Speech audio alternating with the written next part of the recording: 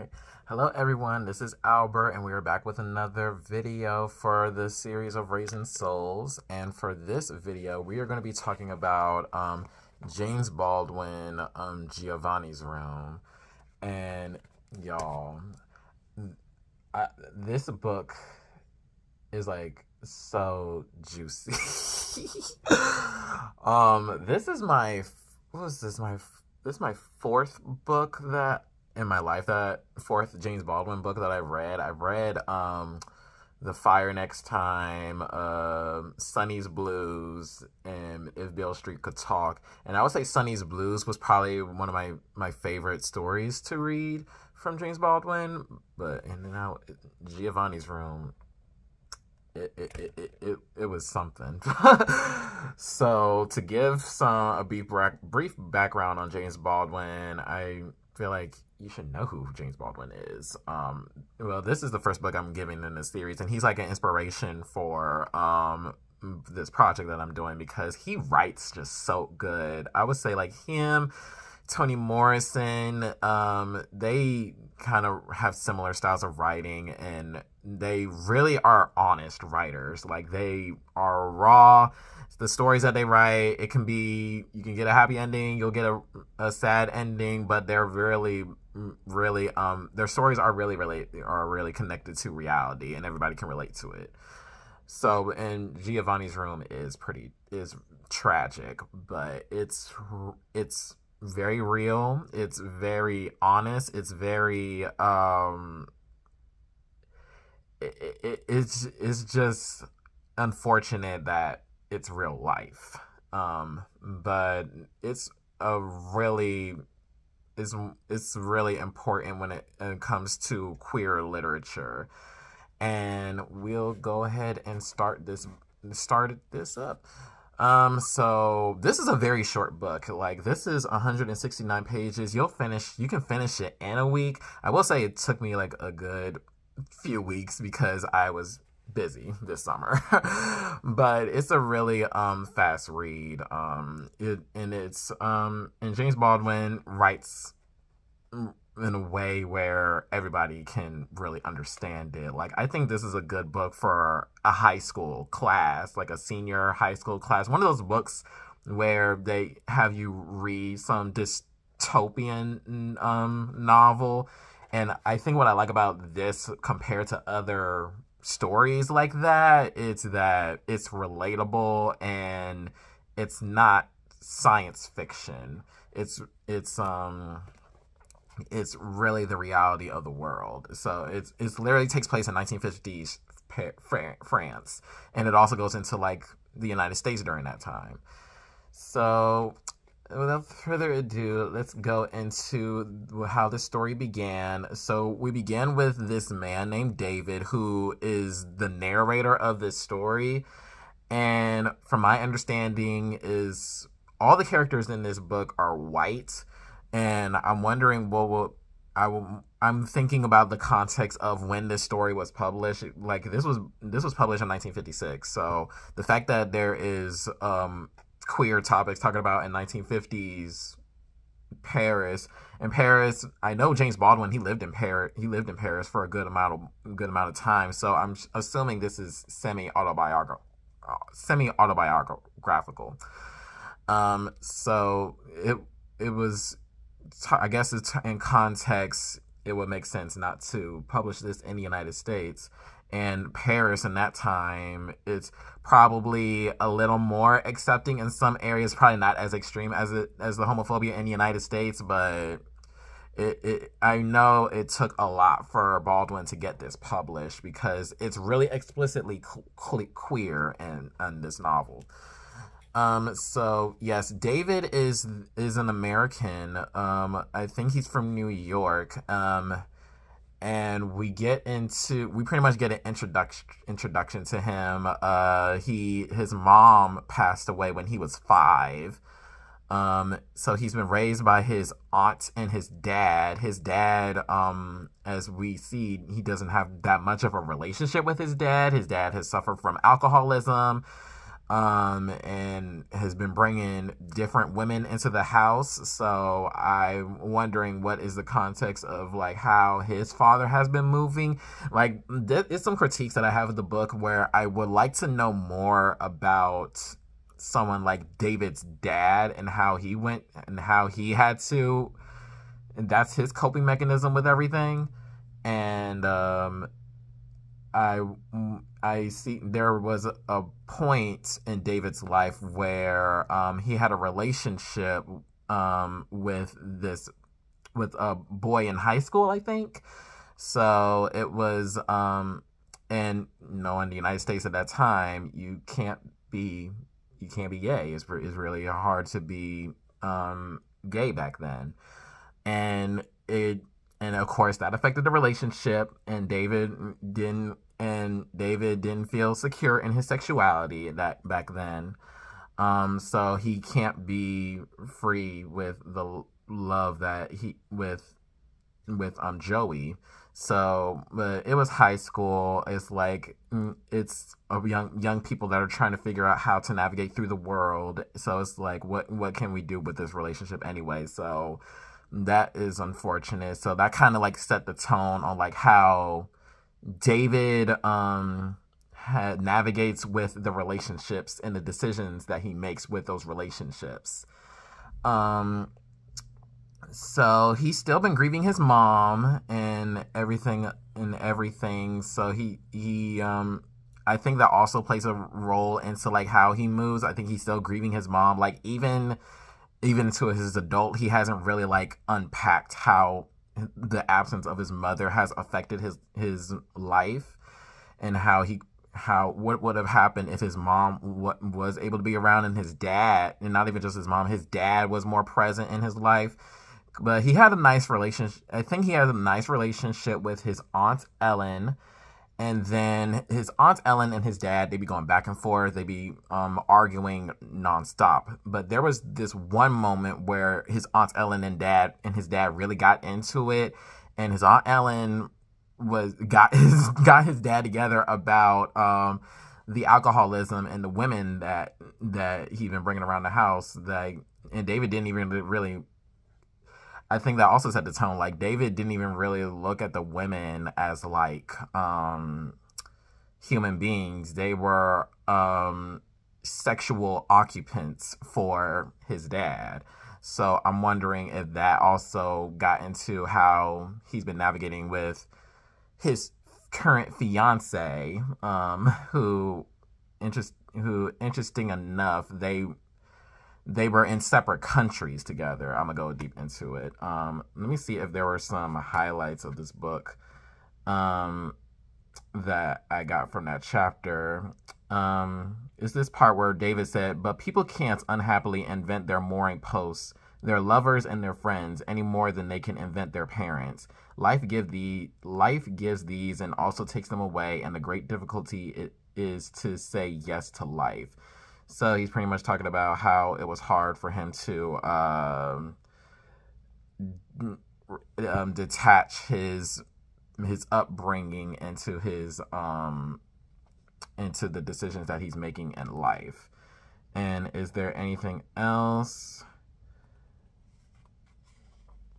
Yeah, he talked about his relationship with Joey. Right here he says, "Then for the first time in my life, I was really aware of another person's body, of another person's smell. We had our arms around each other. It was like holding in my hand some rare, exhausted, nearly doomed bird which I had miraculously happened to find. I was very frightened. I am sure he was frightened too, and we shut our eyes. To remember it so clearly, so painfully tonight tells me that I have never for an instant truly forgotten it. I feel in myself now a dreadful stirring of what so overwhelmingly stirred in me then, great thirsty heat and trembling and tenderness so painful I thought my heart would burst. But out of this astounding, intolerable pain came joy. We gave each other joy that night. It seemed then that a lifetime would not be long enough for me to act with joy the act of love." And that really shows like he really had feelings for Joey. It was his first example of passion and romance. So unfortunately that relationship came to clothes because they can't be free with themselves. And this is a quote where he was talking about his dad. But beneath his jocular boys together air, he was at a loss. He was frightened. Perhaps he would suppose that my growing up would bring us closer together, whereas now that he was trying to find out something about me, I was in full flight from him. I did not want him to know me. I did not want anyone to know me. And then again, I was undergoing with my father what the very young inevitably undergo with their elders. I was beginning to judge him, and the very harshness of this judgment, which broke my heart, revealed, though I couldn't have said it then, how much I had loved him. How that love, along with my innocence, was dying. So he felt sorry for his dad because he probably felt like his dad was still mourning his mom, and I think he sees his dad as a human being, but he does like wish his father had done wish he could have done some things differently where they can have a very close relationship. Because David didn't even tell his dad about Joey, so he wasn't really open and vulnerable about letting his dad know about his identity. And let's see. And then this chapter closed with this drunk driving accident. I forgot like how initially it started. I think David was with a group of friends, and then I think those group of friends weren't very reliable friends. So like he ended up getting drunk and everything. I guess he had a good time, but the thing is, he was driving while he was drunk, and then a car crashed, and the next thing you know, David ended in the hospital, and then his dad showed up in the hospital, and that was a moment. I think that was the first time in his moment his dad felt very emotional, felt very vulnerable, and he let his guard down, and I appreciated that his father wasn't judging him about the car crash. He just told him like he just wish he could have done more, but in order to build a relationship, they really need to talk to each other. And David said here, people who believe that they are strong-willed and the masters of their destiny can only continue to believe this by becoming specialists in self-deception. Their decisions are not really decisions at all. A real decision makes one humble. One knows that it is at the mercy of more things than can be named, but elaborate systems of evasion of illusion designed to make themselves in the world appear to be what they and the world are not. So he still kind of doesn't really feel like he could really talk to his father, but even though that it was that moment, he needed his dad at that moment, and his dad was present. But their relationship is still kind of not where it needs to be. But now we move on to chapter 2, which is like fast forward. David is a grown man now, and he's living in Paris, and his fiance Hella is in Spain, which that's another thing I would like. I would like to know how they ended up in this situation, because apparently their relationship isn't the best. It's a relationship where it's not a lot of communication, but I think is for us to think about as readers on like how did he meet Hella, and how did they end up being in separate countries, because he's in Paris and she's in Spain. But now we get into David navigating Paris. He said this is his second year in Paris, and this is where he met this man named Giovanni, who this the titular character of this book. But before he met Giovanni, he met this man named Jax, who is a very wealthy gay man, and it's really tragic how Jax got into the position he's in. I'm thinking about just the queer culture there. He seems like a man who really like uses people through the wealth that he has. I think Jax came from a wealthy family, and he satisfies himself with all of the gay boys that are in Paris, and And then he met and then Jax met David. They didn't get into a relationship or anything of that sort. It was just a friendship. But then let me see if there's anything that stuck out to me in this chapter. I don't think I didn't have anything, but I'm gonna just give a gist of that chapter. So Jax and David, they've been hanging out. It's just that David ended up, he couldn't afford the apartment that he was living in, so Jax was kind of his like support system. And then Jax and David went to a bar, and that's where he met Giovanni, because Giovanni was a bartender in that bar. But Jax is friends with the bar owner. It's a gay bar, and the bar owner's name is Guillaume. And Jax and Guillaume, they be talking about what is being gay and everything of that sort. David wasn't really comfortable. He still wasn't really that comfortable with his sexuality. And I would say in this book, people say David is gay, but he's definitely bisexual, and I will give you I'll explain why he's bisexual. He he's still not comfortable with his attraction to men at that time. So Giovanni, he saw Giovanni. Giovanni was waiting for their table, and David was really infatuated with Giovanni. He just talks about, it's just like the room is empty and it's just Giovanni. Like, Giovanni just said no more than 2 words, and David is lost. He's like really speechless. And to give some context on Giovanni is from Italy.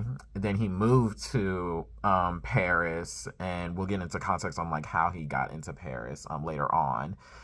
And the chemistry is off the chain with David and Giovanni. Giovanni also finds David attractive, and next thing you know, we fast forwarded to Jax questioning about Giovanni being in prison. So it's a lot of overlaps between the time and like Giovanni being in prison, and I'm like, how is Giovanni already in prison? We just got introduced to Giovanni. And then back to their time together as acquaintances, eventually lovers. And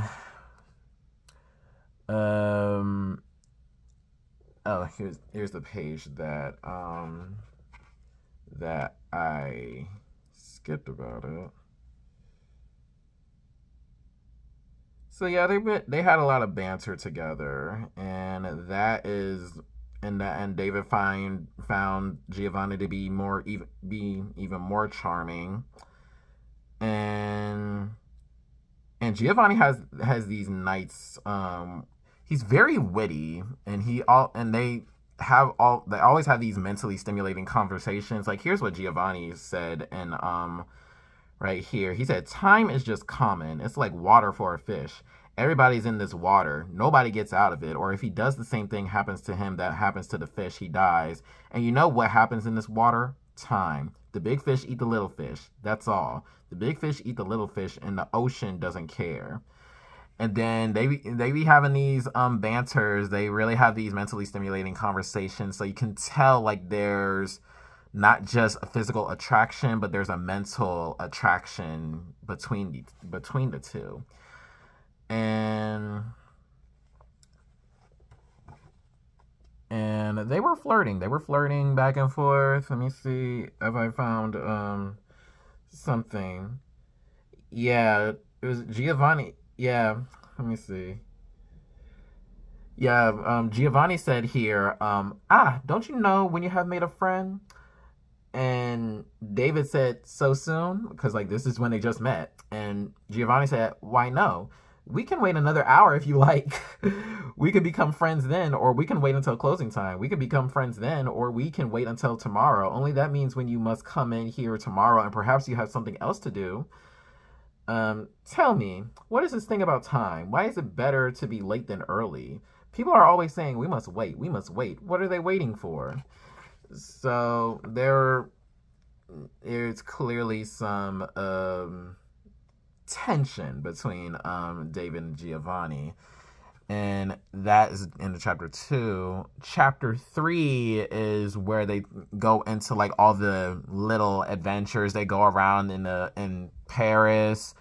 They rode a taxi together. It's like apparently there's like now a friendship between David and Giovanni, which goes into the point where they became lovers. But it's not with just Giovanni. Jackson, Guillaume has been part of the part of the tribe that's going around. And what is interesting is that Jackson and Guillaume, they're older. So David and Giovanni be always talking about how they're the older gays. Like they're the older fairies and stuff like that, messing around with the boy, the young. I hope it's like adults, but I eventually understand like they're giving predatory predatorious nature. It seems, especially Guillaume, which we'll get into further along in this story. So yeah, they stopped at a cafe with Giovanni's old co-workers, and Giovanni is a people person. Like it seems like he knows everybody. He knows all the old co-workers. They love Giovanni. So I think that also made David look at Giovanni in another light, where he was like, oh, he makes people feel good about themselves. So let me see if I highlighted anything in this chapter. I might not. Like, I forgot the name of the woman that really enjoyed Giovanni over there. I forgot the name of the woman that worked at that old bar that Giovanni used to work for. But Jax actually gave some advice because he noticed that David actually might have an attraction for Giovanni. And Jax said, love him and let him love you. Do you think anything else under heaven really matters? And how long at the best can it last? Since you are both men and still have everywhere to go, only 5 minutes, I assure you, only 5 minutes, and most of that, halas, in the dark. And if you think of them as dirty, then they will be dirty. They will be dirty because you will be giving nothing. You will be despising your flesh and his. But you can make your time together anything but dirty. You can give each other something which will make both of you better forever if you will not be shamed, if you will only not play it safe. You play it safe long enough, and you'll end up trapped in your own dirty body forever and forever and forever, like me. So I guess Jax has a personal testimony to give to David, but I would say that is very cool advice, even coming from Jax, who uses people for money. But I think he has enough sense that if you see romance, then you should go for it. And here's the thing. David didn't even tell anybody about Hella. He didn't even, he eventually did tell them, but it was like they had established a relationship this entire time before he even revealed about Hella for real. And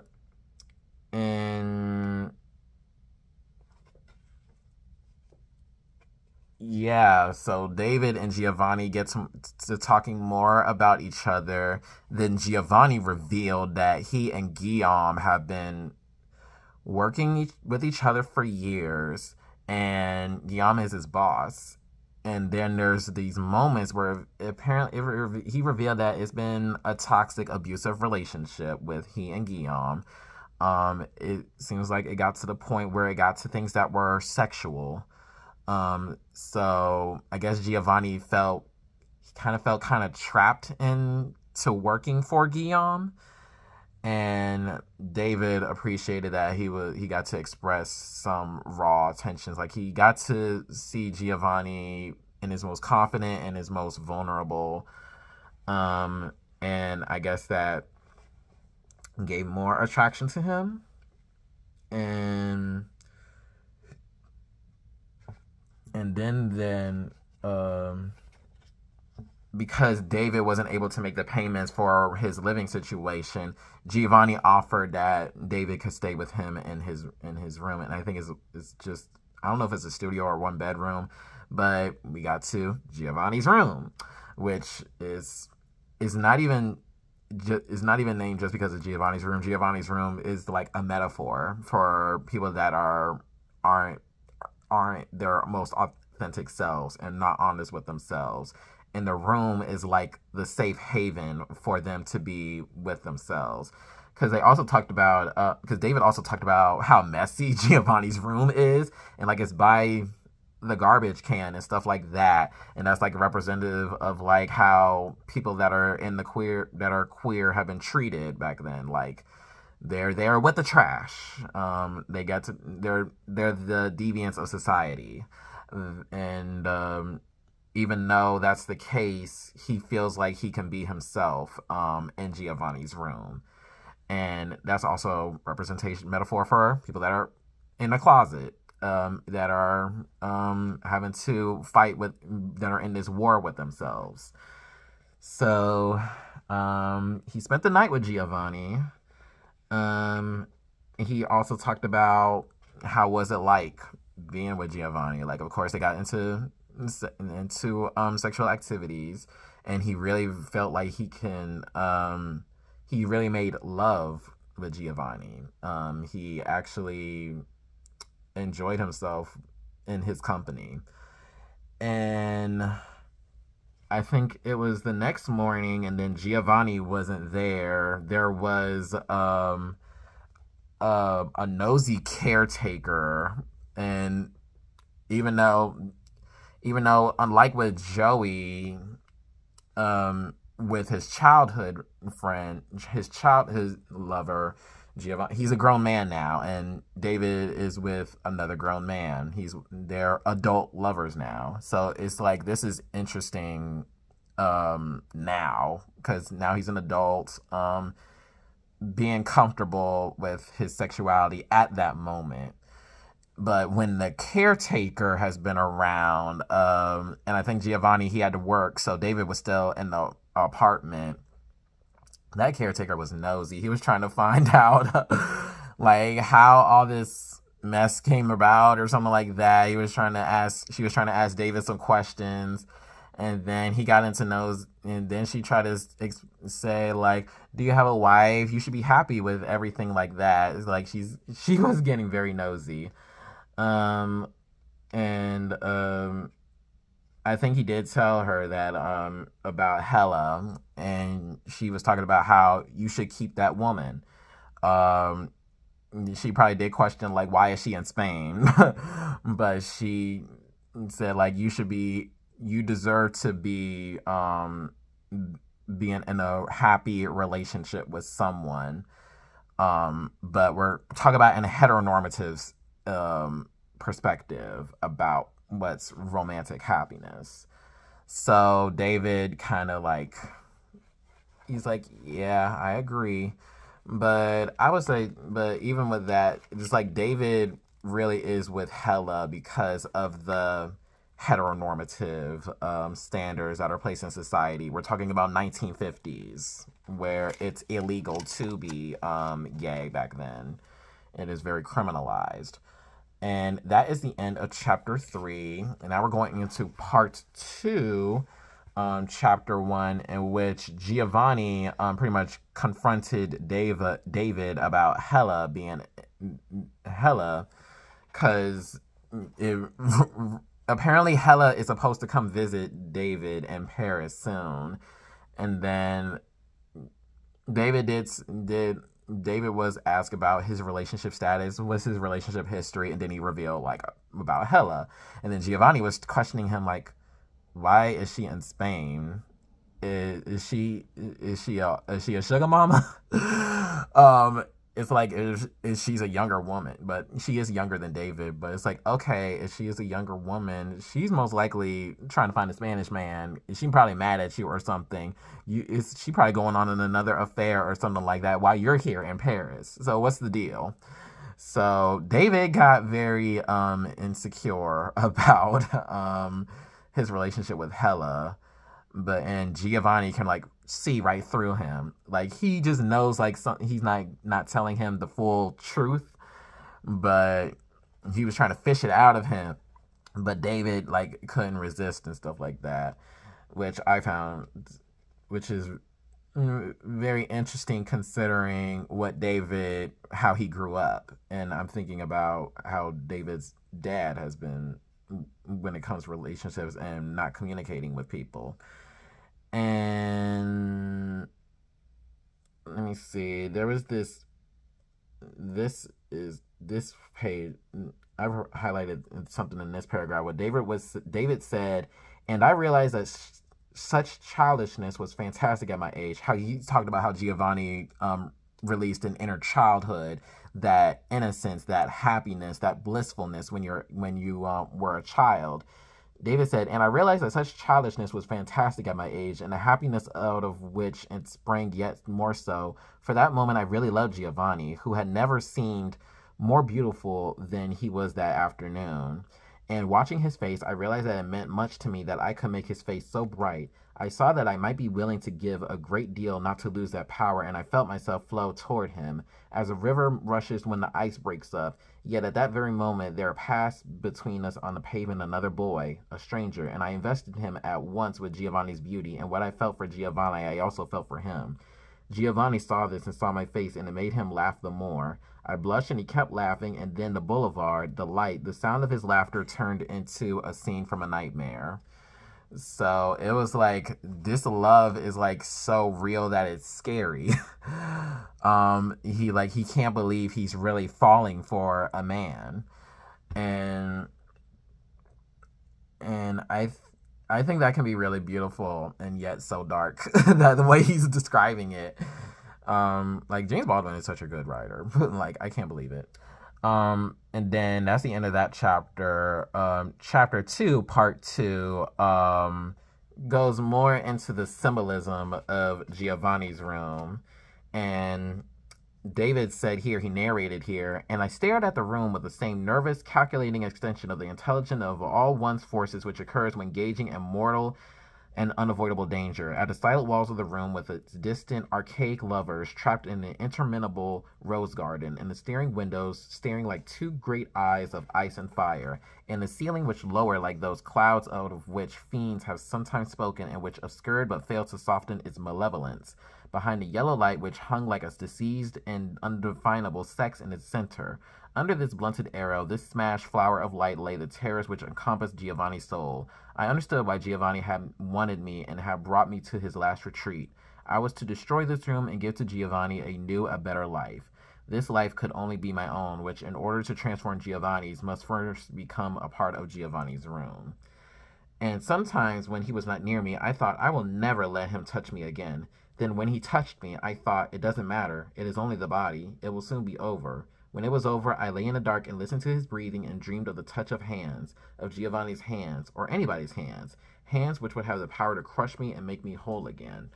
And I'm like, ooh, it sounds like those romance novels you see in those stores, how someone make you feel. And then, yeah, he talked about very much like how the room made him feel like he's gonna share. It's really a critical setting of the book, the Giovanni's room, because they've been through so much. They have so much intimate interactions with each other in that room, and it's like David can finally be free. He can be his authentic self with him.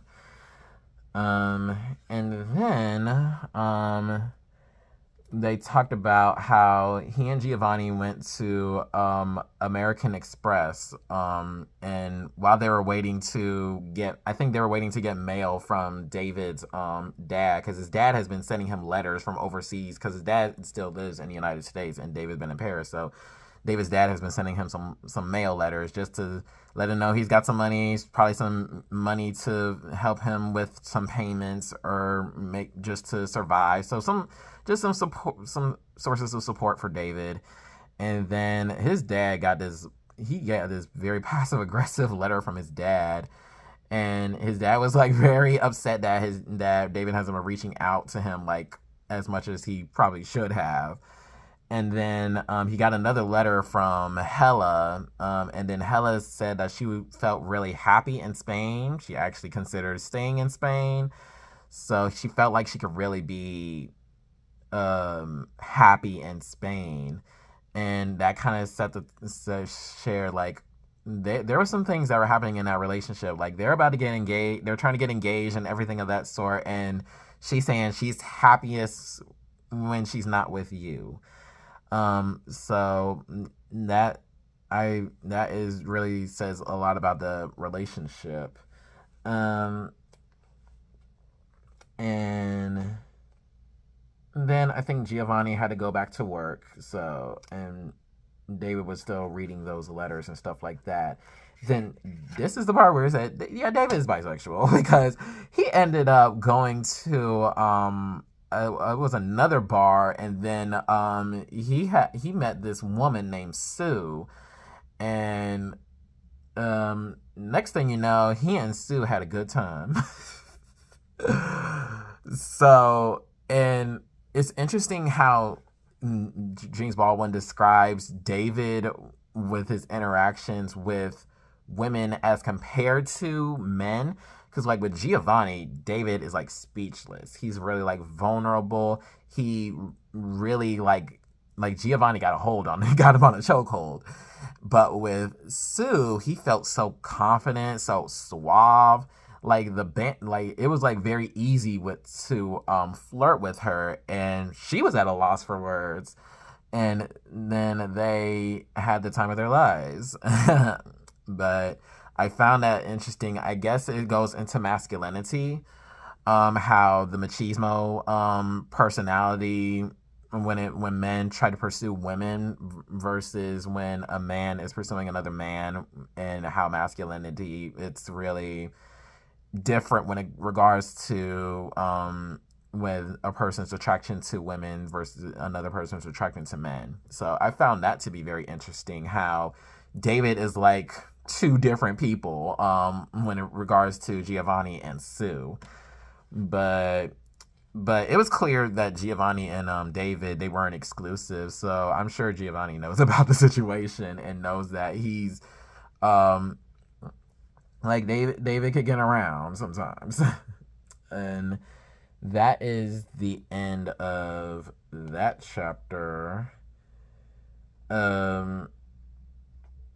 And then chapter 3 is when it was revealed that there was something happen in the bar where Guillaume felt like Giovanni stole some money from the cash register, and I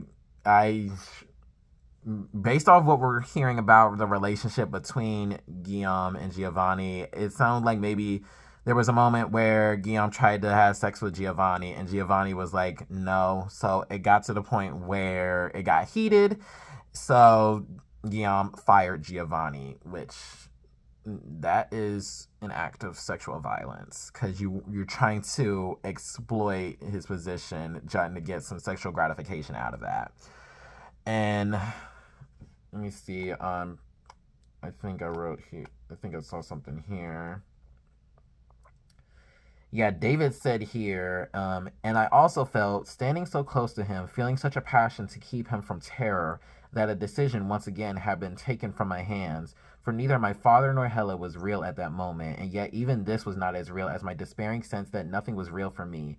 Nothing would ever be real for me again, unless indeed the sensation of falling was reality. So Giovanni getting fired from the bar show like how much he sees that Giovanni kind of really needs him, and David wants to be there through thick and thin for Giovanni. And then we fast forwarded to Giovanni being in prison, and we're still trying to figure out like how did Giovanni get into prison. So it was a lot of foreshadowing into like what is going to eventually happen. Yeah, David said here when it was at a moment where he was talking to Giovanni, he was visiting Giovanni in prison, and I think it's that situation where they're on the phone with each other. He said, he smiled. Why? You will go home, and then you will find that home is not home anymore. Then you will really be in trouble. As long as you stay here, you can always think, one day I will go home. He played with my thumb and grinned.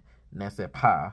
So he's talking about how yeah, Giovanni is like is in prison, so he's like, yeah, I'm just stuck here, but you can still live a happy life if you desire. You have to choose that for yourself. So it's like even in that situation, Giovanni wished him happiness. He wished that someone would wish him happiness, and I think that is such a deep love for a person.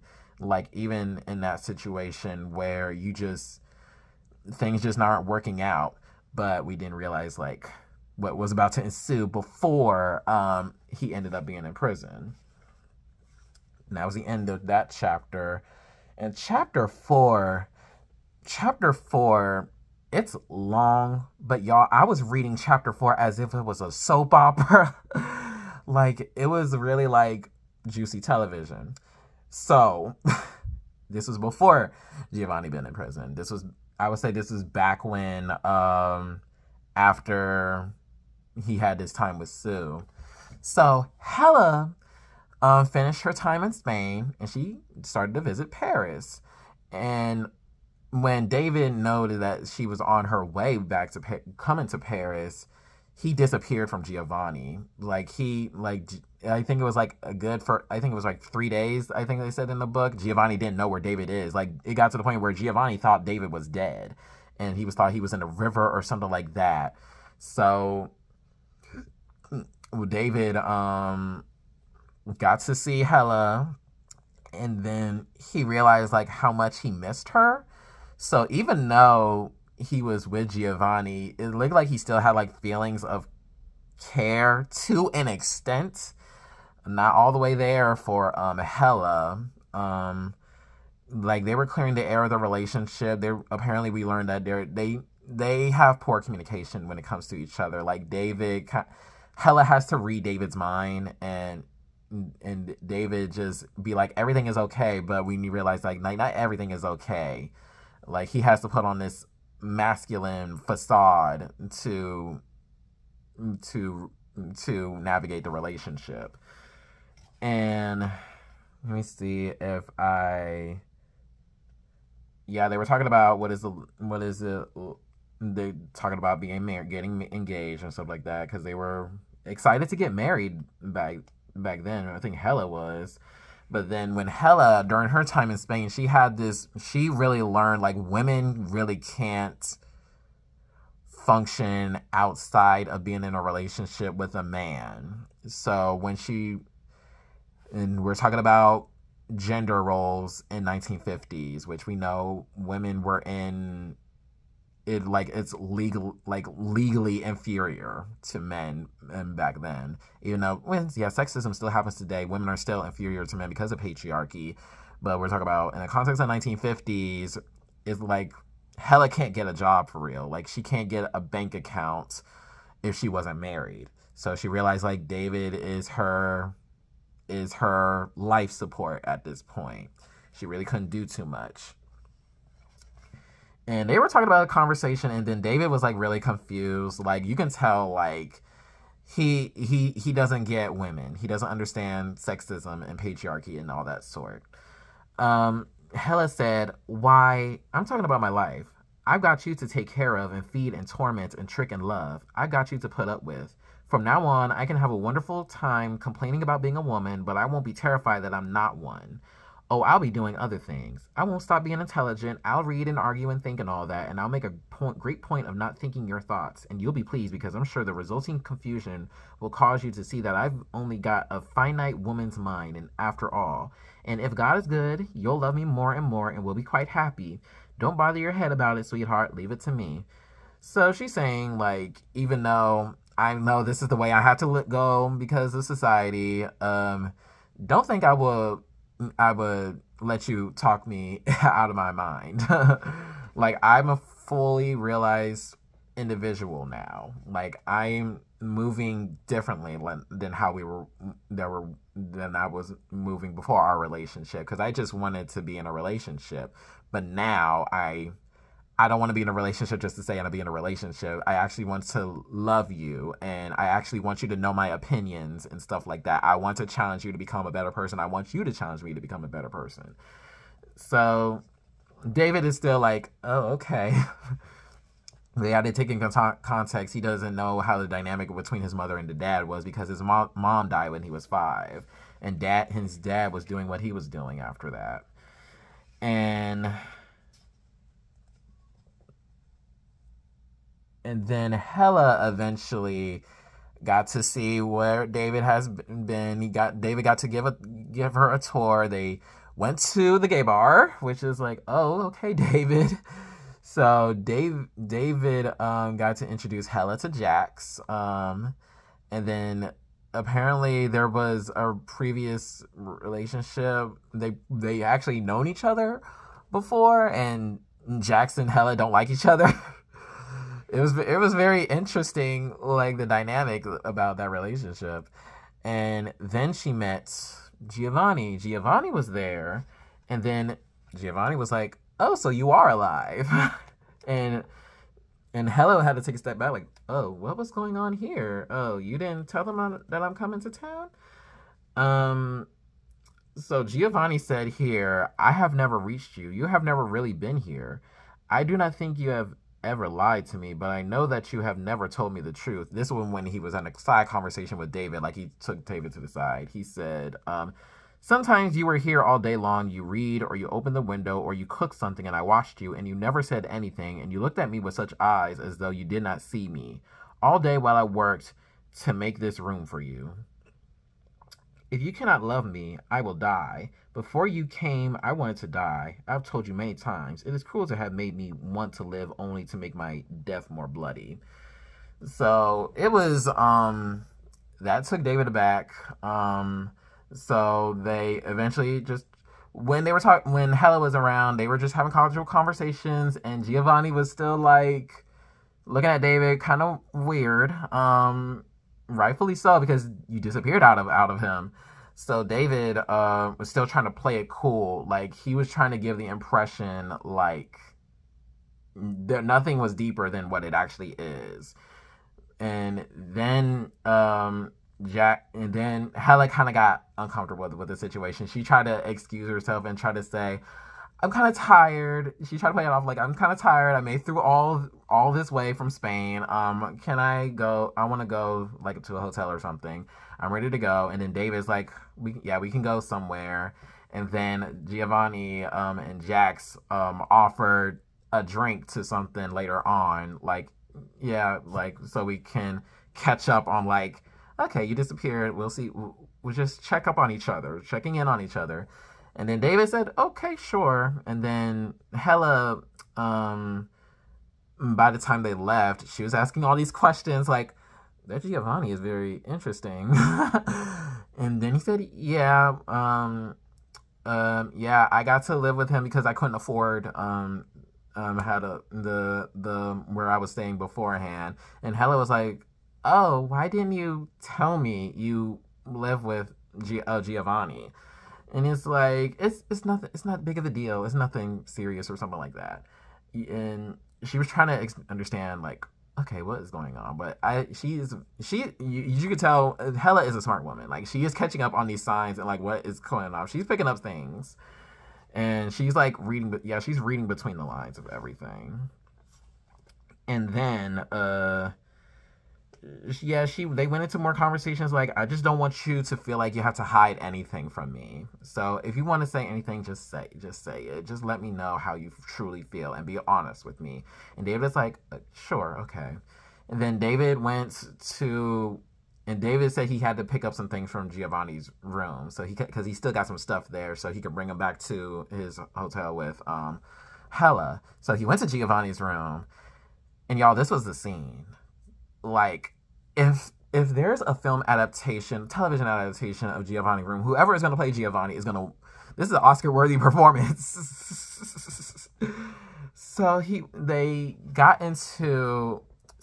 went into Giovanni's room, and then Giovanni was there. He was on his bed, like, sobbing, like, because he kind of realized, this relationship isn't going to work. And then he revealed to David, like, why he went to Paris. So Giovanni, he was in a relationship with a woman, and then it got to the point where it got sexual, and then the woman got pregnant. and the woman miscarried. It was a stillborn. So Giovanni, who actually is very fluid. I would say Giovanni is very fluid, but he really prefers to be with men. But Giovanni felt like all of this was punishment from God. So it looked like it was a very conservative village that he lived in Italy. So he felt like all of this was just a punishment from God and stuff like that. So he felt like in order to really heal, he needed to get out of that place. He needed to get out of Italy so he can really be in an environment where he can kind of finally restart and then just start over and become a person that he probably really wants to be. And Paris is where he feel like he can be his true self. So, and then he told David like when I met you, I felt like I can be happy again. You gave me more reason to live. And then David was like, yeah, I still love you. I still got love for you and stuff like that. But yeah, I'm engaged and I do love her. And then Giovanni was questioning, do you really love her? Because the way you've been moving around her, the way you've been moving around me is saying something different. And you over here with your little girl and stuff like that. And David was like, she's not a little girl. I do love her. And y'all, I'm going to read y'all this paragraph because this is the first time I read a book and I was like, so Giovanni said, you do not love anyone. You never have loved anyone. I am sure you never will. You love your purity. You love your mirror. You are just like a little virgin. You walk around with your hands in front of you as though you had some precious metal, gold, silver, rubies, maybe diamonds down there between your legs. You will never give it to anybody. You will never let anybody touch it, man or woman. You want to be clean. You think you came here covered with soap and you think you will go out covered with soap. And you do not want to stink, not even for 5 minutes in the meantime. And he also said, you want to leave Giovanni because he makes you stink. You want to despise Giovanni because he is not afraid of the stink of love. You want to kill him in the name of all your lying little moralities. And you are immoral. You are by far the most immoral man I have met in all my life. Look what you have done to me. Do you think you could have done this if I did not love you? Is this what you should do to love? Y'all. He was like, you disappeared on me. Didn't even tell me about. Aren't being honest with this woman about the relationship that we had, and you decided to act like nothing happened when we saw each other. Like the audacity of that. So yeah, Giovanni just had it with David, and David is, as you can see, is very parallel to how David's dad has been with the women that he's been bringing around the house since his mom died. So I can see like how David is kind of moving that same way. And then yeah, they pretty much got into the conversation on like how he really feels like it was betrayal and stuff like that. So this is an epic DL story. So yeah, this was their final moments with each other before Giovanni ended up going to prison. So it got to the point where Giovanni really couldn't look at David the same way, and David, he was trying to be, he looked like he was trying to be apologetic, but he really doesn't know how to for real because of like masculinity and stuff like that. And David doesn't have much self-awareness, which it's been shown in this part of the story. He kind of blamed Giovanni on stuff like that. I was like, dang, David. But it's like, wow, it's like all of this romance and passion towards each other, it came to this. And now this is when their love story came to a close. Well, like it ended before then, but that's where it's like that's the closure. The door is closed on this part. But then next thing you know, we learned that Guillaume died So so that leads into the next chapter, and then it was like Giovanni is being accused of possibly killing Guillaume, because David, based on like how things he probably tried to put two and two together. Guillaume, uh, Giovanni probably like was just too stressed with life and stuff like that, that he tried to get his job back at the bar, even though Guillaume is trash. So Guillaume was like, okay, if you want this job, you need to sleep with me. So he tried to exploit Giovanni, and then when Giovanni and Guillaume tried to go to Guillaume's room, Guillaume was getting undressed, and tried to go to his closet so he can get his robe. And then Giovanni was like very nervous. He was tense. I can just feel the intensity, the stomach churning, just by the way James Baldwin was writing this scene. And then when Guillaume came back, he was trying to pursue Giovanni, and Giovanni was still nervous, and then got to the point where Giovanni just had enough. So he was struggling to get out of the room. He was trying to fight Guillaume, and then he strangled Guillaume. And then Guillaume eventually died. So Giovanni tried to run from the scene and stuff like that. And knowing 1950s Paris, where homophobia is still prevalent around there's a lot of explaining to do. Giovanni has been found guilty. And Giovanni just pleaded guilty, because there's no way out of this. So Giovanni was sentenced to execution, which is unfortunate. So because it's like he was trying to protect himself from an abusive situation, and this is Giovanni's tragedy.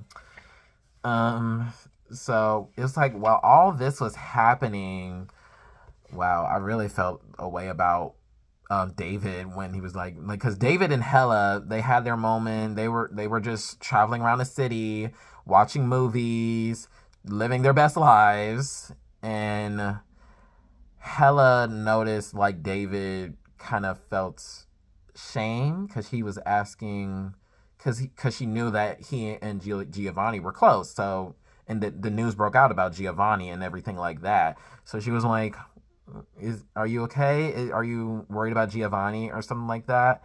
And then David was like, yeah, he got emotional and let it out like, yeah, I actually, Giovanni meant a lot to me. He was a very beautiful man. And then Hella caught into it and realized like David had feelings for Giovanni. And she did it in an actually gracious way, which I'm surprised in 1950s. But she was like, if I just want you to be honest with me. I know this is a lot and stuff like that. I know he meant a lot to you. He rescued you from a financial situation. It's just, you should really open up more, David. So David really appreciated Hella for being understanding. And then there was still a moment where she still feels like David isn't really opening up to her. And it got to the point where she just really had enough with the relationship. Like, she's just, know what? I can't do this anymore, David. Like, I shouldn't have to find out all these things. And I feel like we're going to go through the same pattern once we're going to get married. And I don't want to deal with that stress in my life. So, which I think is a good decision for her. I think it's good to call off that relationship because, yeah, it started off being shaky with a shaky foundation. And then David was still like, why, so you're leaving me? And said, I don't see how any way else we can move. And it was this. Then let me see. Yeah, she eventually left. She said goodbye to David. They got on a taxi to go back to the United States.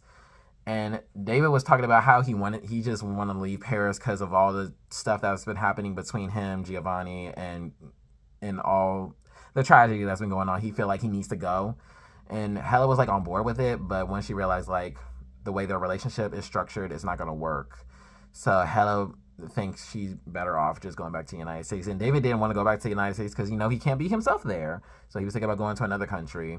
And I'm wondering if they have an open relationship. I wonder if David and Hella are open, because I feel like Hella probably also had some romance in Spain. So I think it was some agreements that were being made, or unless because they were just in an offhand relationship at that part. At that point, they feel like it's okay for them to have other partners.